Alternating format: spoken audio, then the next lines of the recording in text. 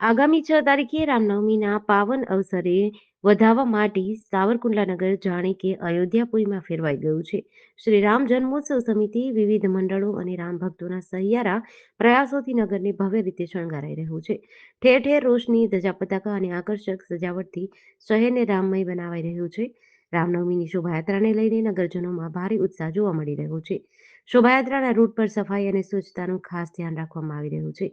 સાવરકુંડલામાં પ્રથમવાર વર્ષ 1983થી શરૂ કરાયેલી આ શોભાયાત્રાની પરંપરા આજે પણ એટલી જ ધામધૂમથી ચાલે છે. સમગ્ર સાવરકુંડલા તાલુકાની ધર્મપ્રેમી જનતા હજારોની સંખ્યામાં આ શોભાયાત્રામાં જોડાય છે, જે ભગવાન રામ પ્રત્યેની તેમની શ્રદ્ધા અને ભક્તિનો પુરાવો છે. શ્રી રામ જન્મોત્સવ સમિતિ દ્વારા આ વર્ષે પણ ભવ્ય શોભાયાત્રા યોજવામાં આવી છે, જેમાં સમિતિ દ્વારા તમામ ધર્મપ્રેમી જનતાને જોડાવા માટે આહવાન કર્યું છે. સાવરકુંડલામાં રામનવમીના પાવન અવસરને લઈને ભારે ઉત્સાહ અને ઉમંગનો માહોલ જોવા મળી રહ્યો છે. જીડીસી ન્યૂઝ સાથે યોગેશ ઉનડગટ, સાવરકુંડલા.